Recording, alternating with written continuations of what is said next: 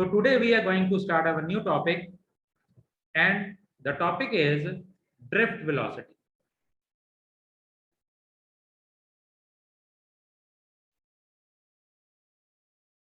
हमने ये देखा कि जब भी एक कंडक्टर को एक स्टेडी सोर्स ऑफ ईएमएफ से अटैच कर दिया जाएगा तो उस कंडक्टर में चार्ज एक डायरेक्शन में फ्लो करेगा। इसका मतलब कि उसमें हमारे पास करंट फ्लो करता है। ठीक है जी। तो जो हमारे प्रीवियस लेक्चर वाले टॉपिक है वो मैं आपको एट द एंड समझाता हूं। अभी ये वाला टॉपिक क्लियर करते हैं सबसे पहले। तो ड्रिफ्ट वेलोसिटी, तो हमारे पास जो हमारे चार्ज कैरियर्स हैं जैसे इलेक्ट्रॉन्स हैं वो कितनी वेलोसिटी से ड्रिफ्ट करते हैं towards the positive end of the external source of EMF is known as a drift velocity. तो यहाँ पर हम एक कंडक्टर बना लेते हैं। सपोज ये हमारा एक सिलेंड्रिकल कंडक्टर है।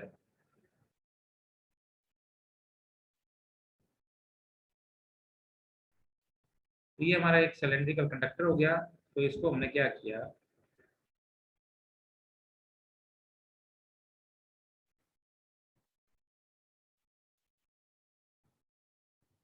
हमने इसको एक स्टेडी सोर्स ऑफ ईएमएफ से अटैच करना।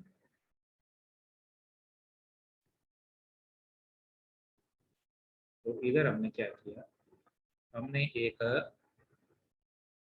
बैटरी लगा दी।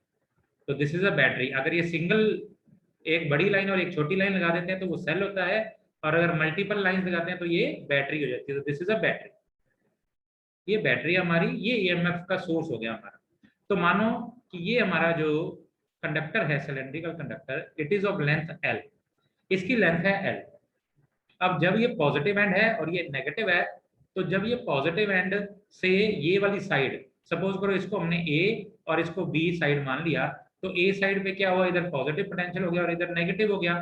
तो electrons will start getting drifted towards the positive end of the battery. तो हमारा जो इलेक्ट्रॉन है वो पॉजिटिव एंड की तरफ ड्रिफ्ट होना शुरू कर देगा, और हमारा जो करंट है, कन्वेंशनल करंट, वो कहाँ चलेगा, राइट हैंड साइड पे। तो करंट की डायरेक्शन हमने देखी थी कि वो डायरेक्शन है opposite to the flow of electrons.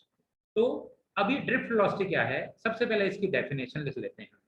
तो होता क्या है, एक सिंपल लैंग्वेज में मैं आपको बता दूं कि जब भी एक कंडक्टर के अक्रॉस इलेक्ट्रिक फील्ड अप्लाई कर दी जाएगी, या इन अदर वर्ड्स हम कह सकते हैं पोटेंशियल डिफरेंस अप्लाई कर दिया जाएगा, तो हमारे इलेक्ट्रॉन्स जो हैं वो पॉजिटिव एंड की तरफ ड्रिफ्ट होना शुरू कर देंगे with certain velocity, and that velocity is known as drift velocity. उस वेलोसिटी को ड्रिफ्ट वेलोसिटी कहा जाता है। So drift velocity, it is defined as the average velocity with which free electrons gets drifted towards the positive end of the conductor, the positive end of the conductor, under the influence of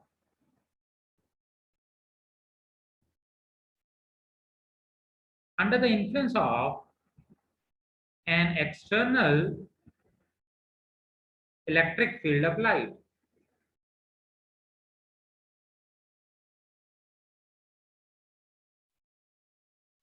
तो जब हम conductor के across external electric field apply करेंगे तो electrons will get drifted toward the positive and with a certain velocity, and that velocity is known as drift velocity of the electrons.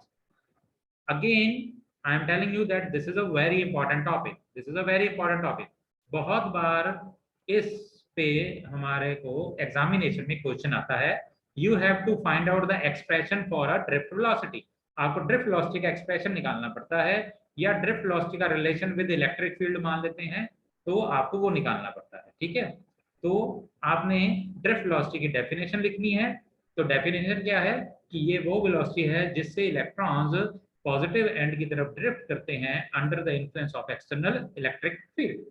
अब इसके expression निकालते हैं। Now we will discuss the expression. अभी होता क्या है कि कंडक्टर में करंट जो है वो बेटा फ्री इलेक्ट्रॉन्स की वजह से होता है, due to this free electrons. तो कंडक्टर्स में करंट जो चलता है वो फ्री इलेक्ट्रॉन्स की वजह से होता है। तो क्या जब तक कंडक्टर के अक्रॉस एक इलेक्ट्रिक फील्ड नहीं लगाई जाती तो क्या उसके अंदर फ्री इलेक्ट्रॉन्स नहीं है? हैं। जब भी एक कंडक्टर है, कंडक्टर के पास फ्री इलेक्ट्रॉन्स है। अभी आप कोई भी सपोज करो ये मेरे पास एक स्टाइलस है, पेन है, तो अगर ये पेन किसी भी मेटल कंडक्टर का बना हो तो क्या इसके अंदर भी फ्री इलेक्ट्रॉन्स नहीं है? इसके पास हैं। तो क्या वो फ्री इलेक्ट्रॉन्स मूव नहीं कर रहे? वो अंदर मूव कर रहे हैं, लेकिन द प्रॉब्लम इज दैट कि उनका मोशन इतना रैंडम है कि एक डायरेक्शन में कोई मोशन नहीं होता। तो सपोज करो मैं एक कंडक्टर मान लेता हूं, दिस इज अ कंडक्टर। तो अभी क्या है, एक इलेक्ट्रॉन यहाँ पड़ा है, एक इलेक्ट्रॉन यहाँ है, एक इलेक्ट्रॉन यहाँ है, एक यहाँ है, एक यहाँ है। सपोज करो ये वाला इलेक्ट्रॉन यहाँ आ जाता है, ये इधर चला जाता है, ये वाला इलेक्ट्रॉन इधर चला जाता है, और ये वाला इलेक्ट्रॉन इस जगह पे चला जाता है, और ये वाला इलेक्ट्रॉन इधर आ जाता है। तो अल्टीमेटली सभी इलेक्ट्रॉन्स ने अपनी जगह बदल ली है, लेकिन बीइंग एन इलेक्ट्रॉन, तो इलेक्ट्रॉन तो सभी सेम है। तो इसलिए नेट मूवमेंट क्या हुई? There will be no net movement. तो कोई नेट मूवमेंट नहीं होती। तो अल्टीमेटली क्या ये मूव नहीं कर रहे? They are moving so randomly that there will be no net flow of electrons. तो इनिशियली मूवमेंट तो हो रही है लेकिन नेट फ्लो नहीं हो रहा। तो इस चीज को हम कैसे लिखेंगे? A metal conductor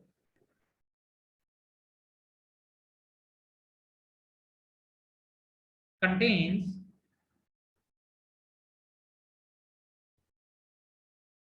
large number of electrons and direction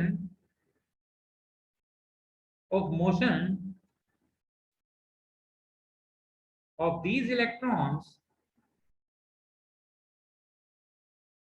are so random that average velocity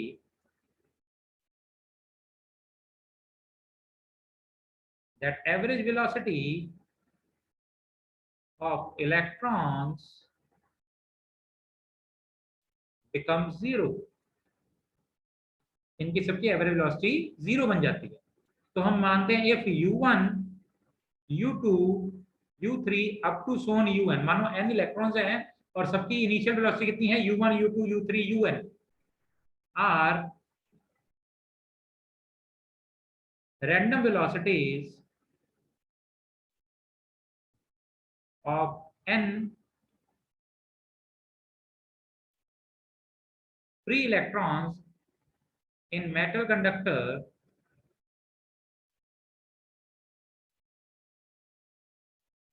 then their average velocity is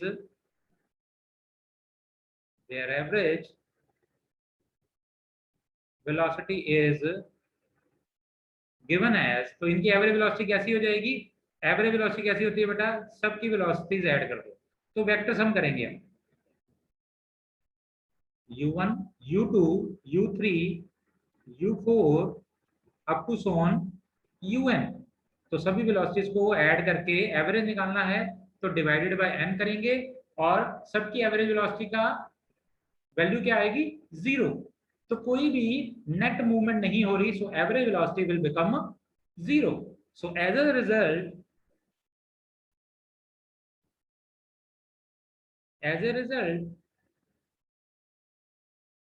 there will be no net flow of electrons or charge in a particular direction। तो कोई भी net flow नहीं मिला हमें किसी भी एक direction में। तो अगर एक डायरेक्शन में कोई फ्लो नहीं है तो हेंस नो करंट, लेकिन अभी हम क्या करते हैं, सपोज करो हमने ये बैटरी जिसका पोटेंशियल है V। पोटेंशियल V का मतलब क्या हुआ? ये यहाँ पर इन दोनों के बीच में कितना A और B एंड में कितना पोटेंशियल डिफरेंस मेंटेन कर सकती है? Capital V। तो now if we connect this conductor with an external source of potential that is V, तो होता क्या है, there will be an electric field। अब हमने क्या किया, इस कंडक्टर को एक्सटर्नल बैटरी से जिसका पोटेंशियल V है उसके कारण क्या होगा, ये पॉजिटिव और ये नेगेटिव हो गया। तो इस डायरेक्शन में एक, मैं दूसरी कलर से बना देता हूं आपको, तो इस डायरेक्शन में हमारे पास क्या हो गया, एक इलेक्ट्रिक फील्ड बन गई। तो इलेक्ट्रिक फील्ड कहां से कहां होती है, पॉजिटिव से नेगेटिव की तरफ। तो एक इलेक्ट्रिक फील्ड जहां पे भी पोटेंशियल डिफरेंस होगा वहां पे इलेक्ट्रिक फील्ड होगी। So there will be an electric field inside the metal conductor. Now value of electric field, तो वो सारा कुछ आपने लिख लेना बेटा कि नाउ वी विल connect the conductor with an external source of EMF that is a battery having a potential of V volt। तो V volt उसने पोटेंशियल मेंटेन किया है, तो हमारे पास क्या हो जाएगा, हमारे पास अब इलेक्ट्रिक फील्ड आ जाएगी। तो इलेक्ट्रिक फील्ड किससे केवल होती है बेटा, potential divided by the distance that is length of the conductor. V is equal to E R हमने किया हुआ है, V is equal to E into length होती है, तो इधर L है, तो E की वैल्यू क्या आ जाएगी, V बाय L। तो इधर क्या आ जाएगा, V डिवाइडेड बाय L।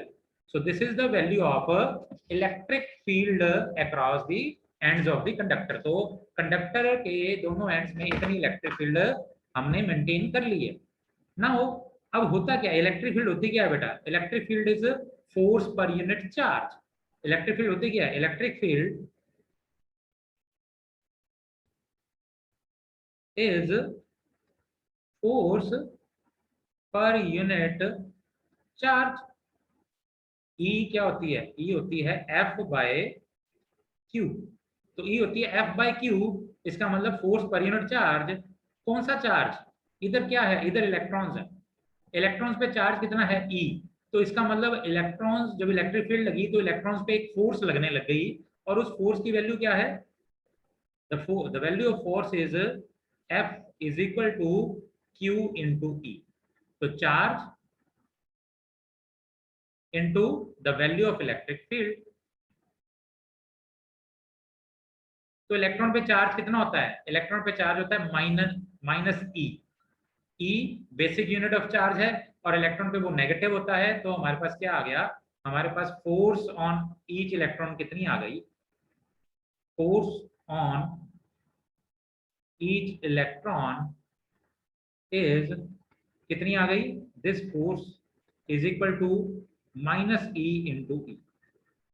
तो यहां पर हमने डायरेक्शन मतलब एक वेक्टर क्वांटिटी ले ली है फोर्स की, बट इट शोज, ये नेगेटिव साइन क्या शो कर रहा है, दिस नेगेटिव साइन ये क्या शो कर रहा है, the negative sign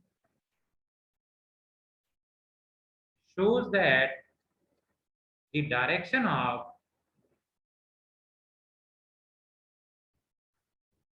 shows that the direction of force is opposite to the direction of electric field।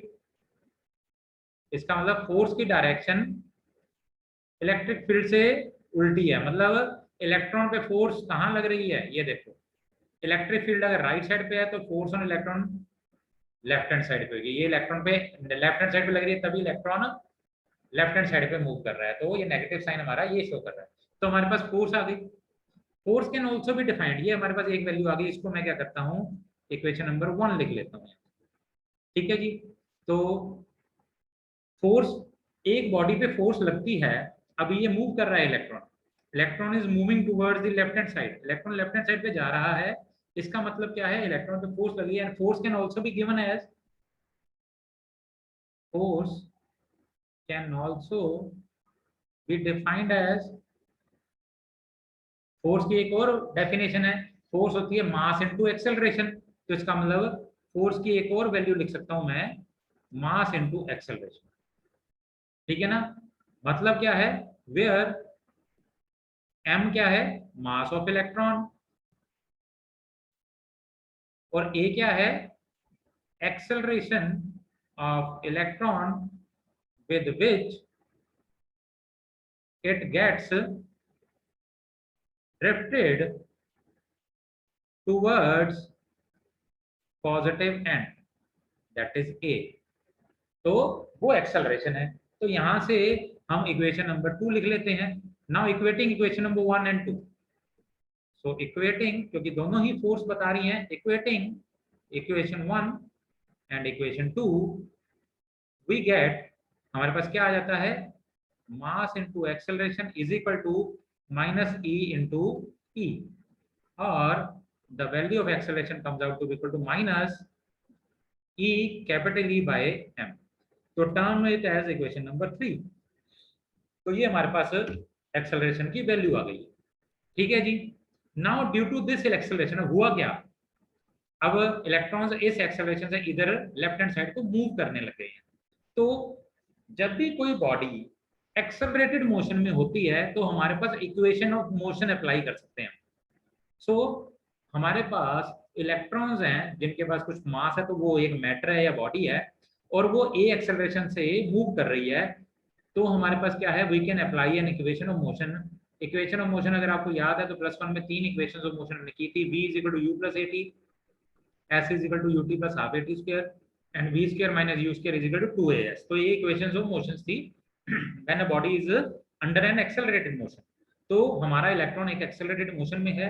इसकी इनिशियल वेलोसिटीज क्या थी, तो हमने माना कि हमारे पहले इलेक्ट्रॉन की इनिशियल वेलोसिटी u1 थी, दूसरे की u2, तीसरे की un, और अप टू सोन un थी, और अब हर एक के पास एक्सेलरेशन a है। ठीक है जी। Now we will apply equation of motion.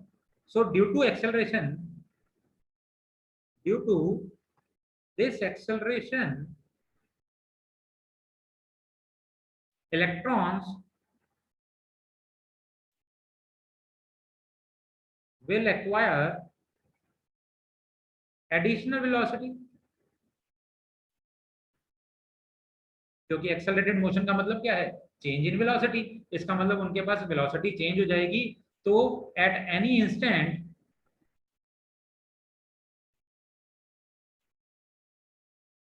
at any instant velocity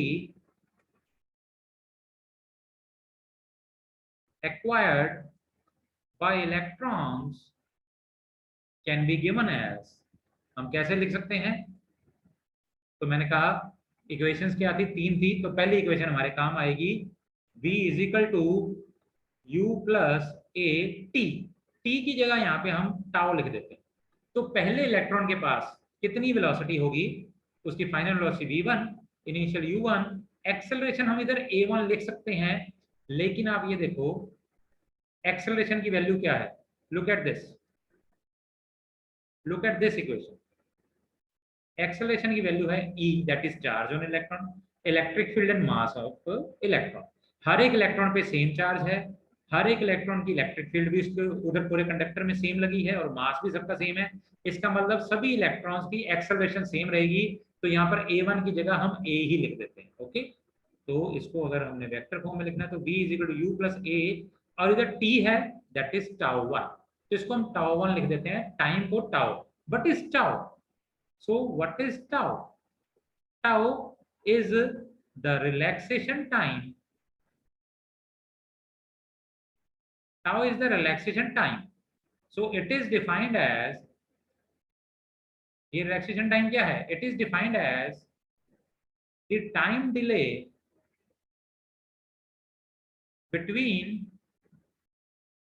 electrons, between two successive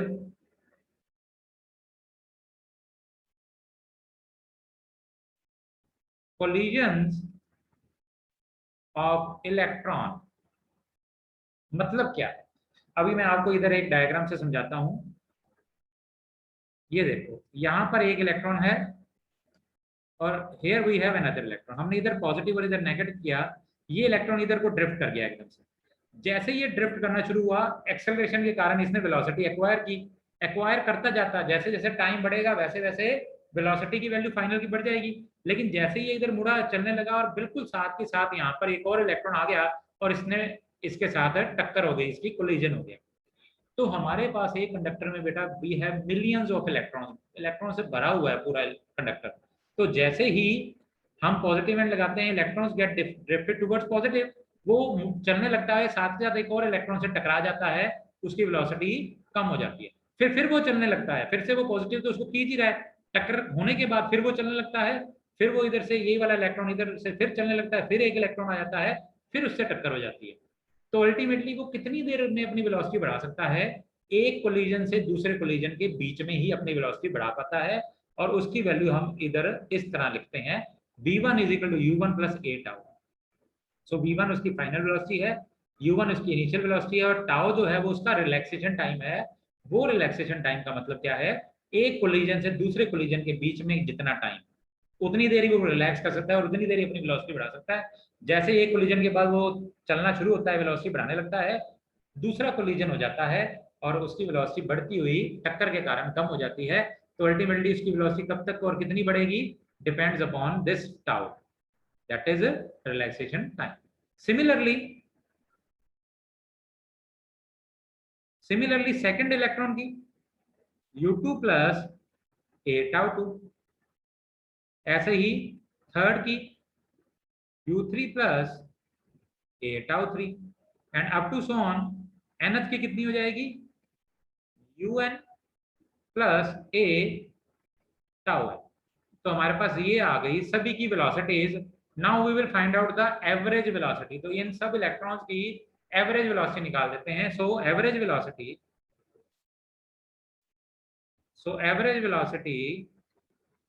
क्या आ जाएगी सबकी, एंड दिस एवरेज वेलोसिटी, ये क्या हो रहे हैं, ये सभी electrons gets drifted towards the positive end.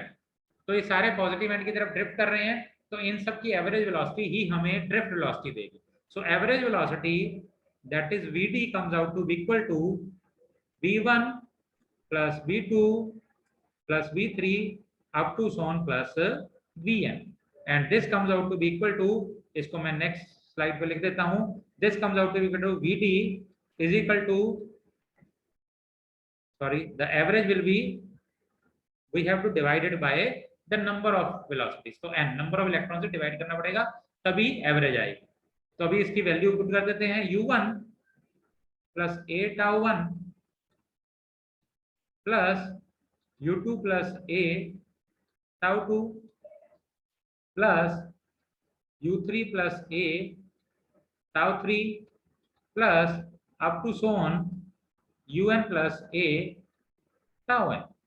तो इन सबको ऐड कर दिया, डिवाइडेड बाय n कर दिया।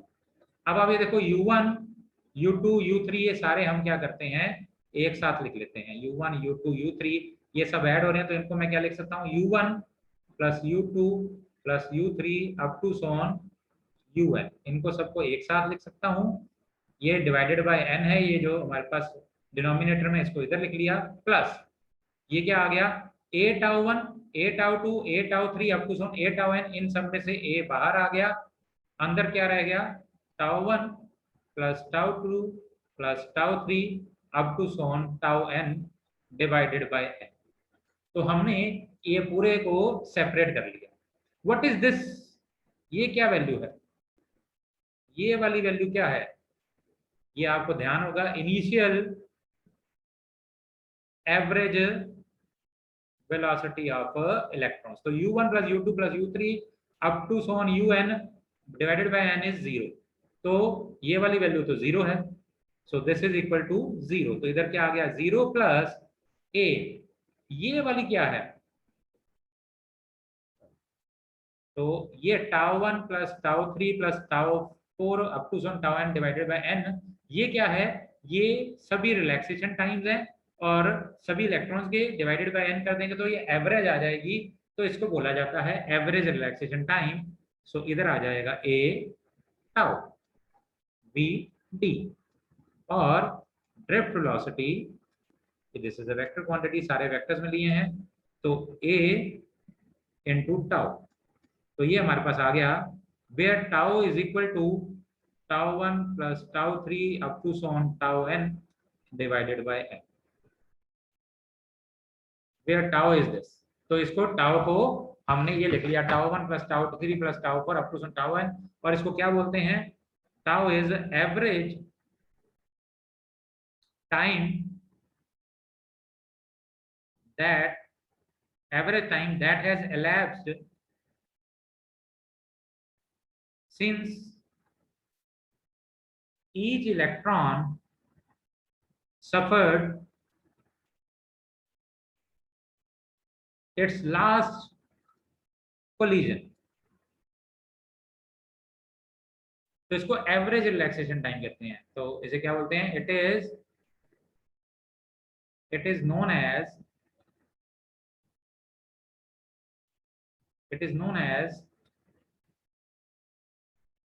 Average relaxation time. तो ये एवरेज रिलैक्सेशन टाइम कहलाता है, सभी इलेक्ट्रॉन्स के रिलैक्सेशन टाइम की एवरेज। सो अब हम क्या करेंगे, हमारे पास ये आ गया Vd is equal to 8 tau. तो हमारे पास ड्रिफ्ट वेलोसिटी की वैल्यू आ गई एक्सेलरेशन इनटू टाउ। एक्सेलरेशन की वैल्यू हम निकाल चुके हैं, एक्सेलरेशन की वैल्यू हमने यहाँ पे निकाली हुई है, a is equal to minus E by M. तो इसकी वैल्यू पुट कर देंगे। So we get the drift velocity is equal to minus E tau by m. So the value of drift velocity comes out to be minus capital E tau by m. So यहाँ पर small e क्या है? Small e है charge on the electron, capital E क्या है? Electric field applied, tau क्या है? Average relaxation time, and m क्या है? The mass of the electron. So this is the value of drift velocity. तो जब भी हमारे पास एग्जाम में क्वेश्चन आता है तो क्वेश्चन आता है define drift velocity and find out it's relation with the electric field applied. तो इलेक्ट्रिक फील्ड अप्लाइड के साथ इसका रिलेशन निकालो तो आप ये निकाल सकते हो, ठीक है ना। तो ये है हमारे पास इलेक्ट्रिक फील्ड अप्लाइड और वीडी का रिलेशन, ठीक है जी। नेगेटिव साइन क्या शो कर रहा है? Negative sign shows that Vd is opposite to E। तो हमारा इलेक्ट्रॉन कहाँ पे ड्रिफ्ट करेगा? हमारा इलेक्ट्रॉन ये रही इलेक्ट्रिक फील्ड राइट साइड पे और इलेक्ट्रॉन लेफ्ट साइड पे ड्रिफ्ट कर रहा है। इसका मतलब इलेक्ट्रॉन की ड्रिफ्ट वेलोसिटी जो है वो एक्सटर्नल अप्लाइड इलेक्ट्रिक फील्ड से ऑपोजिट है। Now comes our next topic, mobility.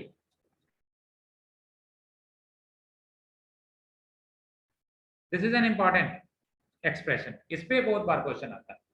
तो मोबिलिटी क्या है? सो मोबिलिटी किसकी होती है? मोबिलिटी मतलब मूवमेंट करना। तो मोबिलिटी चार्ज कैरियर की होती है। तो mobility of a charge carrier, इसको म्यू से डिफाइन किया जाता है। तो ये क्या किसकी रिस्पॉन्सिबल होती है? Responsible for current, responsible for current responsible for current is defined as the magnitude of drift velocity of charge per unit electric field applied।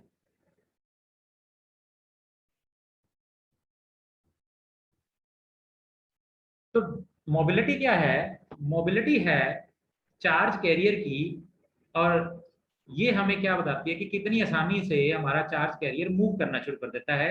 और ये रेशो है ड्रिफ्ट वेलोसिटी और इलेक्ट्रिक फील्ड अप्लाइड की। तो mu is equal to drift velocity divided by electric field. तो इसको हम लिख लेते हैं, ड्रिफ्ट वेलोसिटी क्या है? Vd, और इलेक्ट्रिक फील्ड किससे डिफाइन की जाती है? E से। तो Vd की वैल्यू हमने निकाली है, ये रही। तो अगर हमारा जो इधर हम क्या करते हैं, इलेक्ट्रॉन ये कंडक्टर में लिया गया है, हम इसको Q लिख लेते हैं। तो चार्ज क्या हो सकता है? Q हो सकता है। तो Q E tau by m divided by E। तो इसको बेशक आप माइनस लिख सकते हो यहाँ पे, अगर इलेक्ट्रॉन है तो माइनस ही आ जाएगा, और अगर पॉजिटिव चार्ज कैरियर है, अभी मैं आगे इसके बारे में अभी आपको बताता हूँ, तो यहाँ से ई कट गया, तो हमारे पास क्या आ गया, the value comes out to be equal to minus Q tau by M. तो ये आ गया मोबिलिटी की वैल्यू। तो यहाँ पर क्यू क्या है, क्यू है चार्ज ऑन चार्ज कैरियर, तो म्यू की वैल्यू क्या आ गई हमारे पास, minus Q tau by m, ये वैल्यू आ गई। यहाँ पर क्यू क्या है, charge carried, charge carried by charge carrier. तो कितना चार्ज कैरी कर रहा है, वो है m क्या है, मास ऑफ चार्ज कैरियर या चार्ज पार्टिकल, कुछ भी कह सकते हो, मास ऑफ चार्ज कैरियर, तो चार्ज कैरी कर रहा है वो। और टाउ क्या है, एवरेज रिलैक्सेशन टाइम।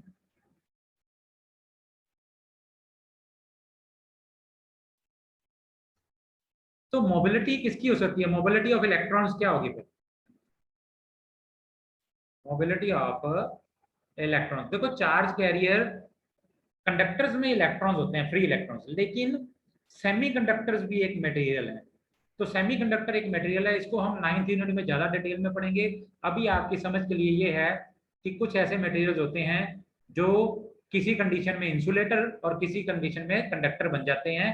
तो कभी वो चार्ज कैरी करवाते हैं तो कभी नहीं भी करवाते हैं, उनको कहते हैं सेमीकंडक्टर्स, मतलब वो कंडक्टर्स और इंसुलेटर्स के बीच में होते हैं। तो उन केस में उनके पास अकेले इलेक्ट्रॉन्स नहीं, वहां पे होल्स भी होते हैं, उनको पॉजिटिव चार्ज कैरियर कहा जाता है।